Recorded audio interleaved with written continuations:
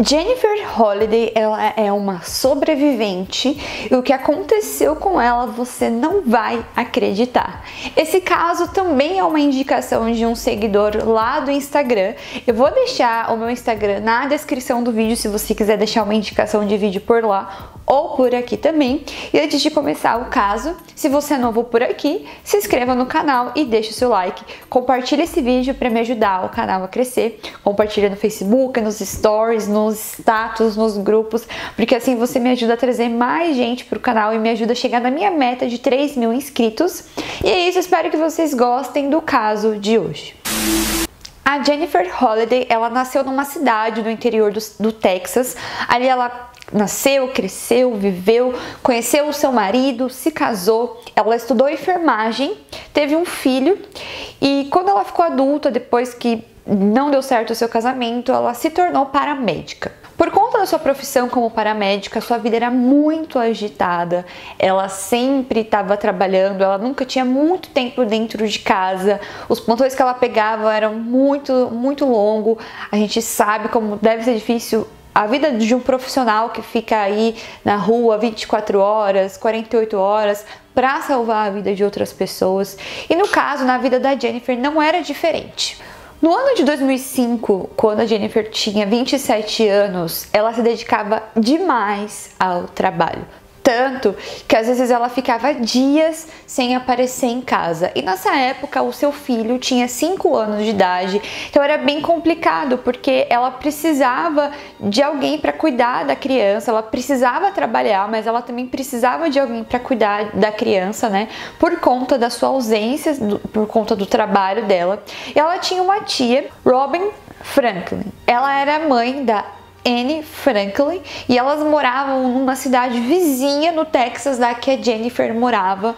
Então, mesmo sendo em outra cidade, era bem próximo, ela conseguia conciliar os horários para deixar o seu filho lá na casa dessa tia.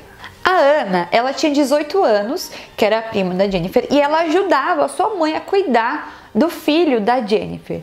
Inclusive, elas eram muito próximas, elas eram aquelas duas primas que na verdade eram bem amigas e a Jennifer super confiava em deixar o seu filho lá com elas, né? Por conta da mãe da Anne, inclusive, ela já fazia alguns trabalhos cuidando de criança e também pela própria Anne, pela intimidade que elas duas tinham. Como elas eram muito amigas, a Ana aproveitou a oportunidade e ela foi morar com a Jennifer, porque assim ela conseguia ajudar melhor a sua prima a cuidar do filho dela por conta do trabalho. A Ana, inclusive, era uma pessoa muito diferente da Jennifer. Ela era uma pessoa 100% astral, aquela pessoa que via sempre a vida de uma forma positiva. Ela era um apoio emocional muito grande para Jennifer por conta de um trabalho que era emocionalmente cansativo também, você lidar com esse tipo de coisa, tratando de outras pessoas. Então a Ana sempre estava ali com a Jennifer, fazendo com que ela se sentisse para cima. Ela era amiga de todo mundo, ela tinha muitos amigos e ela era uma pessoa muito importante na vida da Jennifer. No dia 29 de maio de 2005, a Jennifer chegou em casa, era em torno de 1h da manhã, e ela viu que não tinha ninguém na sua casa, nem a Ana e nem o seu filho. Mas a Ana deixou um bilhete avisando ela que na verdade ela tinha conseguido um outro trabalho como babá naquela noite, mas que era para ela ficar tranquila que o filho dela estava com a mãe dela na cidade vizinha, que era onde a Ana morava anteriormente. Bom, a Jennifer ficou tranquila porque a sua tia era uma pessoa de extrema confiança. E na hora que ela foi tomar um banho para ela descansar, o telefone tocou e era a Ana falando que tinha acabado de sair do trabalho, se tinha como a Jennifer dar uma carona para ela por conta do horário. Como elas eram muito próximas e muito amigas, obviamente a Jennifer não ia negar a carona para sua prima, então ela saiu para buscar a Ana no lugar onde ela estava trabalhando. Assim que a Jennifer foi buscar a Ana e ela entrou dentro do carro da Jennifer, a Ana pediu para a Jennifer parar numa conveniência, que ela estava com muita fome e ela queria comprar alguma coisa para ela comer. Então as duas foram nessa conveniência, a Ana comprou alguns chocolates e logo elas estavam de volta no caminho para casa. A Ana sempre conversava bastante, sempre gostava muito de falar sobre o dia, sobre o trabalho, então elas estavam conversando muito durante o trajeto, então elas nem estavam percebendo ao certo o que estava acontecendo ao redor delas. Até que no meio da estrada, um barulho, um estrondo, algo muito forte aconteceu no meio da estrada, como se tivesse tido uma batida de carro, tanto que o vidro do motorista onde a Jennifer estava quebrou e o carro foi parar no acostamento, porque foi uma coisa assim muito forte e estava escuro e elas não conseguiam ter ideia muito bem o que estava acontecendo ali naquele momento. Então a Jennifer percebeu que o braço dela tava escorrendo sangue, tava saindo muito sangue. Aí ela viu que o que na verdade que aconteceu foi que ela levou um tiro no seu braço. Só que o tiro tinha machucado muito o braço dela.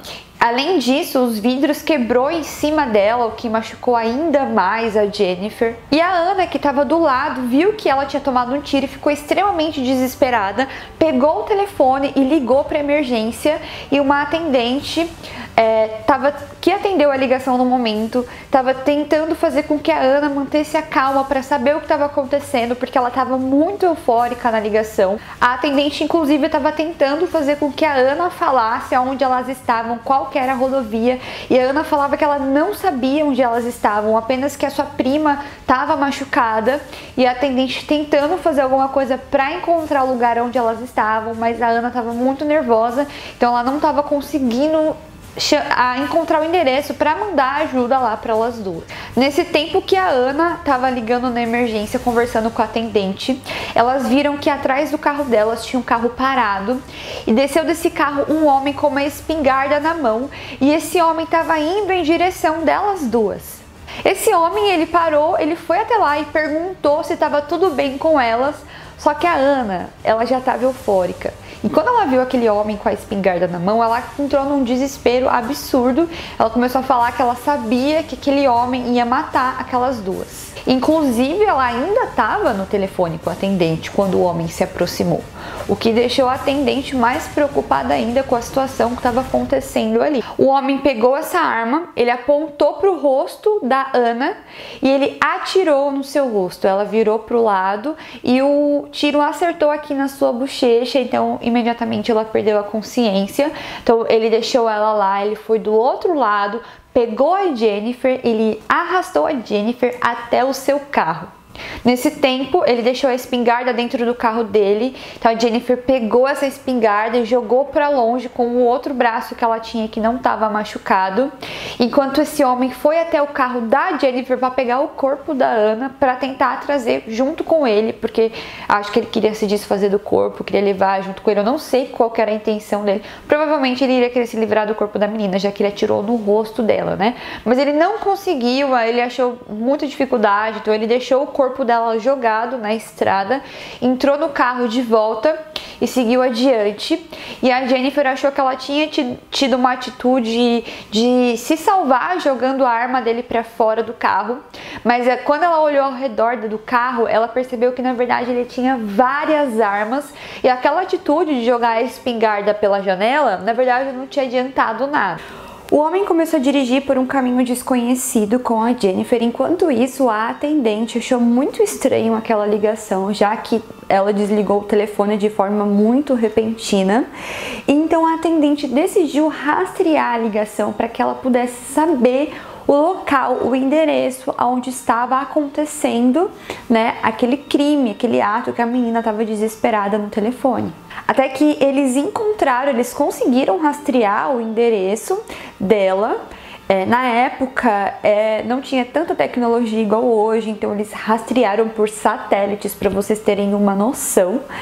E quando eles chegaram lá, eles encontraram um carro abandonado com os vidros todos quebrados, um corpo jogado na beira da estrada e uma arma abandonada.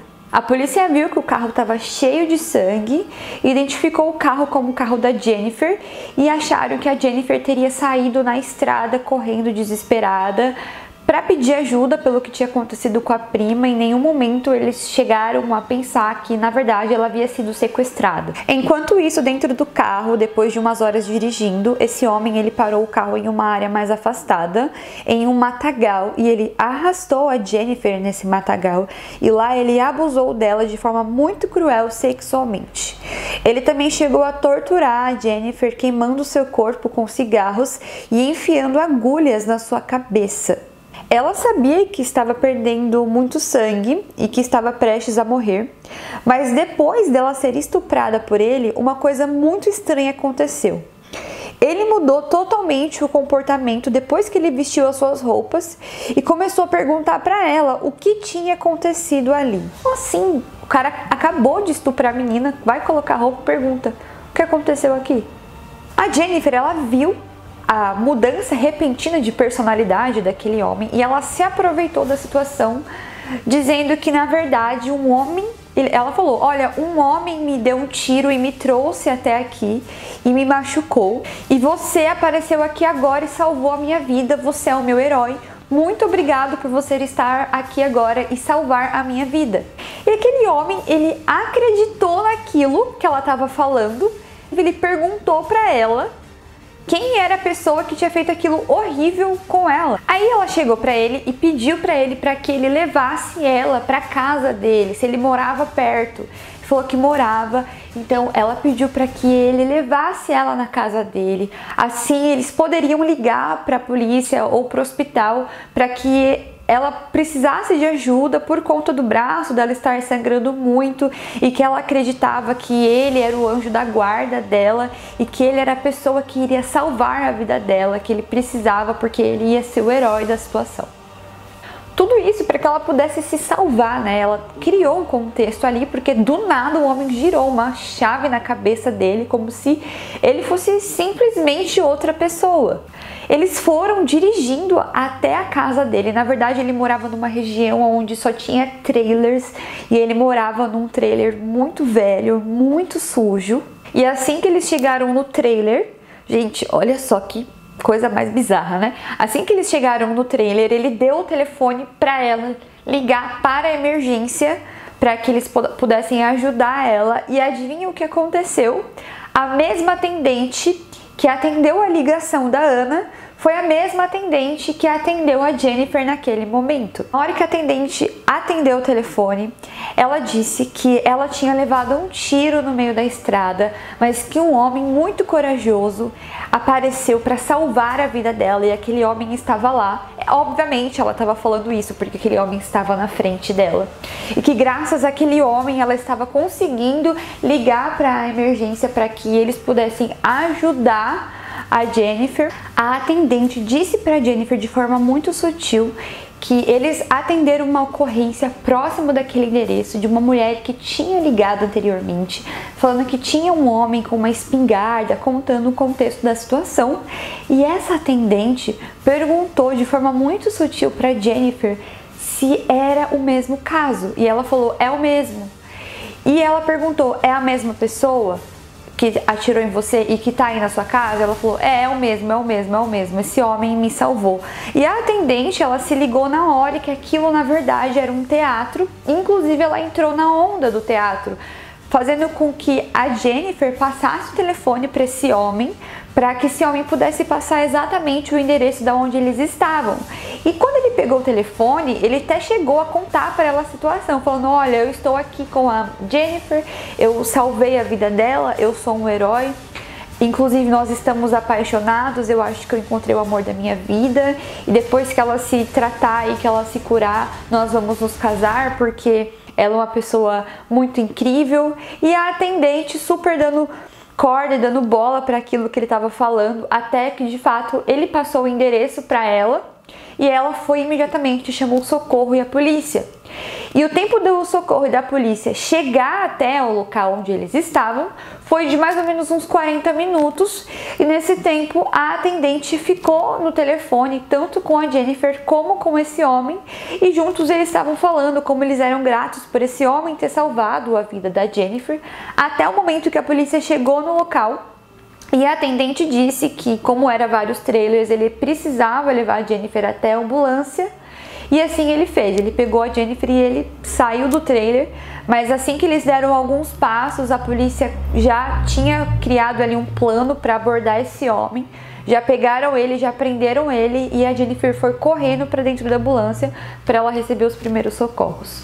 Logo quando a polícia prendeu ele, ele também começou a questionar a polícia por que ele estava sendo preso, sendo que na verdade ele era o herói de todo aquele contexto, mas ele foi detido pela polícia para que ele pudesse dar o depoimento e para que tudo pudesse ser esclarecido por conta dele ter matado uma pessoa e ter sequestrado outra.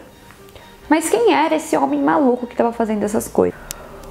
O nome dele era Eric Pernell e quando ele foi preso, a polícia descobriu que ele tinha 31 anos, tinha várias passagens pela polícia e já tinha sido casado e inclusive no momento que ele foi preso, ele ficou questionando por que ele estava sendo preso, que na verdade ele tinha salvado a Jennifer. Ele tinha um filho com a sua ex-esposa e nesse tempo do crime ele estava para ter o segundo bebê, mas segundo as informações cedidas por ela, ela vivia dentro de um relacionamento muito abusivo, mas estava com ele por conta das crianças. Ele chegou uma vez, inclusive, a espancar ela na frente de várias pessoas. E nesse dia do crime, na parte da manhã, ele tinha ligado para o padrasto dessa ex-esposa, falando que queria conversar com ela, mas ele não queria deixar ela atender o telefone. Então ele passou o dia todo fazendo ameaças contra a família dela, contra ela, e disse até mesmo que hoje, naquele dia no caso, ele iria matar qualquer pessoa que ele visse pra frente. Ele também era um homem extremamente machista, segundo as fontes, as pessoas que tinham mais contato com ele, todos os relacionamentos que ele teve sempre foi relacionamentos abusivos. Ele se sentia muito rejeitado pelas mulheres e na cabeça dele as mulheres só serviam apenas como instrumentos sexuais. Ele também dizia que as mulheres elas só serviam para agradar os homens e que elas não tinham mais nenhuma utilidade a não ser isso. Mas nesse caso, a Jennifer ela tratou ele de uma forma diferente, porque na verdade ela viu uma oportunidade ali de tratar ele diferente, de conseguir sair daquela situação. Então, como ele era uma pessoa que, de acordo com as pessoas ao redor dele, sempre era rejeitado pelas mulheres, e também as mulheres que ele sempre se envolvia, ele era abusivo. Quando ele viu uma pessoa que tratava ele bem, aquilo mudou completamente o comportamento dele, porque era uma coisa que nunca acontecia. Ele investigou os tiroteios em uma declaração por escrito aos investigadores e 2 dias depois, Pernell confessou que estuprou a Jennifer. Em declaração de Pernell incluiu uma confissão e um pedido de desculpa às famílias. Ele disse: "Sinto muito pelo que aconteceu, eu estava completamente fora de mim", escreveu ele. "Eu sei que eles não podem me perdoar porque eu não consigo me perdoar." E posteriormente o Estado o indiciou por assassinato capital e estupro e pediu a pena de morte. Pernell escapou da pena de morte aceitando um acordo de confissão dos promotores. Disse que no dia do crime ele tinha tomado alguns comprimidos por conta que ele tinha problemas com ansiedade e junto com esses comprimidos ele ingeriu bebida alcoólica. Ele estava extremamente nervoso e bravo por conta da discussão que ele teve pela manhã com o padrasto da sua ex-mulher. Então naquele dia ele entrou dentro de um bar e dentro desse bar ele foi rejeitado por uma mulher. Então ele estava bravo, ele estava sob efeito de álcool e remédio antidepressivo. Ele foi no bar e ele teve uma briga ali no bar por conta de uma mulher. Ele saiu do bar e foi para uma conveniência. E quando ele foi nessa conveniência, ele viu a Jennifer e a Ana saindo sozinha, 2 moças sozinhas de madrugada. Então ele aproveitou a oportunidade para ele se vingar da vida, né, tentando seguir e tirar a vida de uma dessas 2 mulheres, que no caso foi da Ana. Jennifer ela foi salva e se ela demorasse mais um tempo, ela teria perdido o braço. Porém, ela perdeu os movimentos do braço, mas felizmente ela conseguiu sobreviver a esse ataque. Durante o julgamento do Eric, depois de 1 ano já recuperada, ela não conseguia olhar para o seu rosto. Inclusive, o irmão da Ana, por exemplo, ele chegou a vomitar enquanto o Eric dava o seu depoimento. Ela chegou a falar que ele tinha tirado coisas dela que ela jamais teria de volta, como a sua prima. Nessa mesma época também ela ficou muito endividada, porque ela já não ganhava muito dinheiro. E para quem não sabe, nos Estados Unidos, se você não tem plano de saúde, tudo que você vai fazer no hospital é o olho da cara. É muito caro uma consulta, uma cirurgia. qualquer coisa, e no caso ela teve que praticamente reconstruir o braço dela estava pendurado, ela tomou um tiro de um calibre 28, eu pesquisei na internet sobre essa arma e pelo que eu entendi ela sai várias assim balas como se explodisse, foi uma coisa assim muito horrível, então ela precisou de várias cirurgias e um tratamento bem profundo, ela não tinha condição financeira para arcar com essas despesas, nessa mesma época ela se endividou, teve que vender todas as coisas que ela tinha, começou até a receber um auxílio de ajuda do governo no Texas de 900 e poucos dólares, só que esse auxílio não ajudava nas despesas, então foi uma fase muito difícil da vida dela também, além do fato dela ter perdido os movimentos do braço. Mas em 2007 ela conseguiu uma cirurgia para que pudesse ajudar a ter os seus movimentos de volta. Ela chegou a colocar 17 pinos nos braços que ela conseguiu através de uma ONG que resolveu ajudar ela. De acordo com os médicos, ela tinha 27 projéteis de bala, mas eles não foram removidos. Já em 2009, o Eric ele chegou a querer mexer no processo dele, falando que na verdade ele tinha falado e tinha confessado o crime porque a polícia tratou ele de forma muito indevida, batendo nele, maltratando ele, fazendo com que ele admitisse o crime. Isso que eram os advogados de defesa dele que pediram para ele alegar essa situação, mas isso não aconteceu. A própria polícia disse que aquilo não aconteceu, ele não foi maltratado, aquilo não era verdade e que ele iria ser preso. Ele pegou prisão perpétua e eu não encontrei nenhuma informação, mas pelo que eu entendi, acho que ele está preso até hoje. Em julho de 2011 aconteceu uma coisa muito bizarra. A Jennifer Holliday veio à tona novamente porque, segundo algumas fontes de jornais, ela foi pega num tráfico de metanfetamina. Ela estava roubando remédios para dar para um homem que fabricava essa droga e junto com outras 2 mulheres, ela foi para a delegacia, indiciada e tudo mais, mas ela não tinha histórico com a polícia, ela tinha o histórico das coisas que tinha acontecido com ela lá, né, na delegacia, e acabaram tirando todas as acusações contra ela. Ela não respondeu por nada disso relacionado a essas drogas. Eu achei muito estranho porque quando a gente conhece a Jennifer no início do vídeo, a gente acha que ela é uma pessoa maravilhosa. Eu acredito que toda essa situação deve ter afetado ela demais. Um dia ela era uma pessoa normal, no outro dia ela perde a melhor amiga, ela perde o movimento dos braços, ela tá falida, né? Então imagina como não ficou a mente dessa mulher. Enfim, a sua vida agora normalmente, infelizmente, essa prima Ana não teve o mesmo destino, veio a óbito por conta da crueldade desse homem. Se interessou pelo caso, queria lembrar vocês que tem um documentário na internet, eu vou deixar o link aqui, que foi onde eu tirei todas as fontes de pesquisa e alguns sites também, onde fala sobre o caso, né, de forma muito detalhada. Eu não trouxe muito detalhada aqui pra vocês, porque tem no documentário lá, vocês podem assistir bem melhor, mas esse caso me deixou muito chocada. Gente, imagina a pessoa, ela ter que se submeter a um teatro absurdo, assim, uma coisa horrível para ela poder sobreviver, sendo que ela acabou de ser estuprada, com o braço praticamente arrancado do seu corpo. Imagina, uma situação muito difícil, mas ela não deixou de ser uma mulher corajosa e lutar pela vida dela. Isso que é importante a gente ressaltar aqui no caso de hoje. Se você tem uma indicação de vídeo, deixa aqui embaixo nos comentários pra mim ou no meu Instagram. É importante lembrar também que eu falo sobre crimes lá no TikTok. Eu vou deixar também o link na descrição do vídeo. Todos os vídeos do TikTok eu tenho repostado aqui no YouTube Shorts, então sempre tem um caso novo aqui no YouTube Shorts também. E espero que vocês gostem, que vocês tenham gostado do vídeo de hoje. Se você gostou, clique em gostei, se inscreva no canal, compartilhe esse vídeo. Muito obrigada por cederem o tempo de vocês a mim. Um beijo pra vocês e até o próximo vídeo.